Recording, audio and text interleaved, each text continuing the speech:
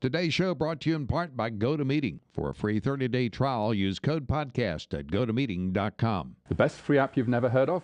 Stay tuned to find out more.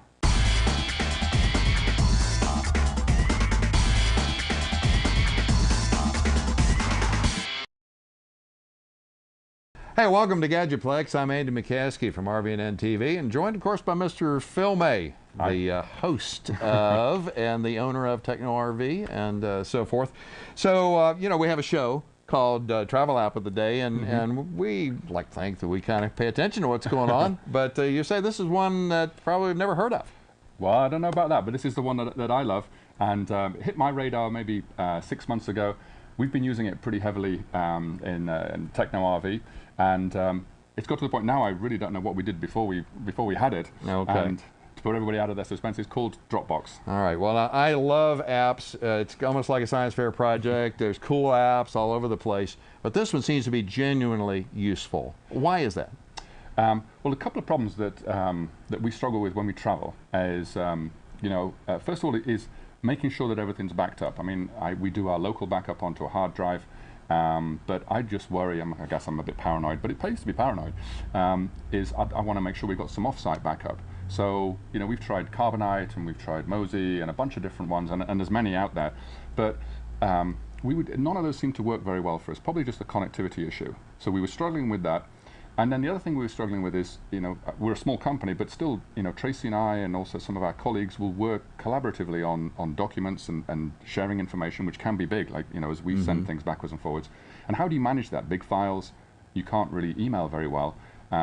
So those were the problems that we had, and as soon as we discovered Dropbox, boy, what a difference that made. Right, indeed. Now, there are many well-known services, and probably hundreds if you counted them up, or you could go kind of the geek hardcore mode and get an Amazon account and actually transfer things up yourself. Why did you choose this particular one compared with some of these other more popular services? Well, the first one that caught my attention was its ease of use. I mean, it was kind of so easy to use that I didn't get it to start with, because I was sort of looking for something more in it. And you know, basically you download it, very simple download, and then there's just a folder. And I'm like, well, that can't be it. There has to be something. You know, I got to configure something. I've got to set some. No, and basically, when we explain it at the rallies, I call it the magic folder. And literally anything that you move or save into that magic folder gets copied and backed up on the cloud, on the internet. And I, you know, really, I don't know where, I don't care where, as long as the security is good and that it's, you know, that I can get it back when I need to. Right. So that ease of use was just, I thought, really excellent. I guess that explains why they went from, you know, since I think they were founded in '97, they've now got more than 50 million users. Well, I think one of the problems, and we've used Google Docs for many applications, but you always have, if you have the presentation version of Google Docs, you're not quite sure if that's going to translate into PowerPoint or Keynote or whatever. Well, it seems to goof with things. You put things in there, and then if you're not careful, it'll translate it into something else, which I didn't like. Whereas with Dropbox, you put it in there, and it just is there. And then the other thing is, if you are trying to save something, it's actually just a drag and drop. I mean, there's no explicit thing that you have to do. Absolutely. So, you know, let's say you were working on a presentation. What I do, in fact, is all of my most important documents that I have on Techno RV, from a business point of view, and some of my personal ones, I just save to that folder. And then the first time, of course, there was a little bit of an overhead. It had to copy them up onto the server. But after that, you really don't think about it. The documents stay in a certain folder, and you just save there. So that's the ease of use. The second thing that I really like about it is its flexibility.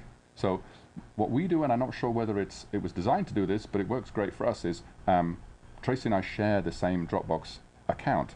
So she's installed Dropbox on her computer. So when I save something to Dropbox, within a minute, it appears on her computer and gets saved locally. So it also kind of manages the fact that as an RVer, you don't always have an internet connection, because it will save it locally onto your laptops and make sure that they're in sync. So if she's traveling or away and asks me for a document, I don't have to send it to her. I just say, it's in Dropbox, just go and look for it. So how difficult is it to set up, I guess you would say, private folders? Because you'd have some things you want to share with RVNN. You might have other things that we don't need to know, but to another person that you work with? How do you distinguish between one to the other? So the way we do it, and there may be other ways, is on Dropbox it comes with sort of a number of different folders. One of the special ones is the public folder, and anything that you save into the public folder is available to be viewed by other people. So they can find that, they could search, and it could pop up. So obviously you be careful what you put in there. But if you want to share something with somebody, you know, just on an ad hoc basis, if once it's in that public folder, you can actually right-click on it, and it will come up with a URL, you know, like a web description, and you just have to send them that URL. And when they type that into their browser, it'll load the file and enable them to save the file onto their computer. Ah, okay. So that sounds very similar to some pretty expensive commercial services. And it's so easy. Well. And in fact, you can do that with any folder. What you'll do is you right-click it, come up with a link, and I believe that it takes a copy and makes it available for people in a safe way. Now, what about other types of devices? I mean, we've been really kind of talking about, or using the assumption that we're talking about laptops or desktop types of machines. What other platforms does it operate on? So that's one of the other reasons why we like it and we'll use it so much, is because that it's available for my iPhone. It's also available for my iPad. It's available on the Android. I don't know whether this is going to. Did I bring my phone with me? I bet you I didn't. I bet I left it next door. So if you want to view something on your, maybe you're out and about and suddenly you realize, like we do, we're at a show and somebody says, are you sure that you booked? And we'll say, yeah, would you like me to show you the booking form? And on my phone, I can actually go into the Dropbox. Yep. See, I've gone. I happen to have Dropbox you're organized on my phone here as well. So you go into Dropbox. There it opens, and now we have all these documents that have been that I've actually stored there. And like I say, we use it extensively. Right. And the key point for me is those are the only. They're not all out-of-date copies that had to be put onto the phone. They are the live documents. This is a PDF document that's now being pulled down here, and it should come up, boom, right there. This is a white paper from a particular company here, and so you've got that actual document with all of the illustrations and so forth in proper form. And that's especially useful when you travel a lot and maybe your laptop isn't booted up and somebody calls you with a question. Like one of our suppliers might call us and say, could we just verify the address on the purchase order? If I'm driving, Tracy can just get the iPad, a couple of seconds, pull up the purchase order, the PDF of it, and just verify that everything's okay. So it's, like I say, it's, I don't know what we did before we had it. I don't know, it's a sad reflection of me, I guess. I'm such a heavy adopter. yeah, exactly.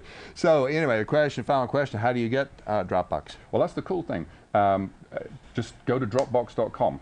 You'll see the download icon. And basically it's a free download. And not only that, it's free to use up to, I think, like 2 gigabytes. We actually paid extra, and I believe it was in the range of $80 to $100 or something for 50 or 60 gigabytes. But for us, that was money well spent. For a whole year. For an entire year. Yeah, so, absolutely. For the average RV, I think 2 gigs is probably ample. Yeah. So anyway, a couple of things to remind you of. If you've got a question for Phil or comment on your experience with Dropbox or any other technology-related question, just hit us on Twitter and hashtag GPLX for Gadgetplex, and that'll come right across. Of course, on Pinterest, if you go to RVNN on our Pinterest board, you'll find that there's an individual board for Gadgetplex, some interesting photographs and links to all sorts of topics. And of course, on Facebook, on Google+, don't forget to look for us on Roku and Boxee as well. And particularly on Roku, please recommend us to your friends and give us a rating there. So thanks very much for joining us on this episode of Gadgetplex. We'll see you next time.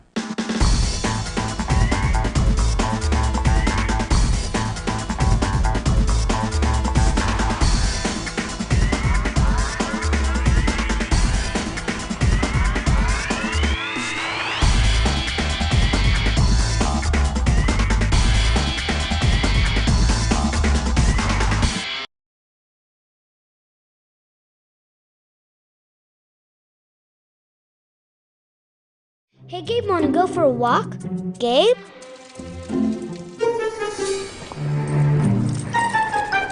Gabe?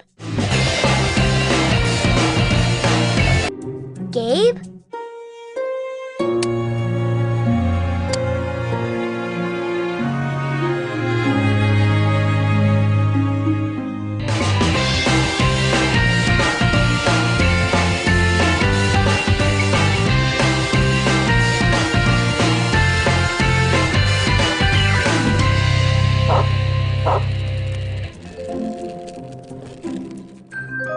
Hey, buddy, you lost?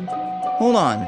If your pet is the adventuresome type, be sure he's connected to PetHub. A quick scan using any smartphone shares your pet's vital information so that even his wildest escapades have a happy ending.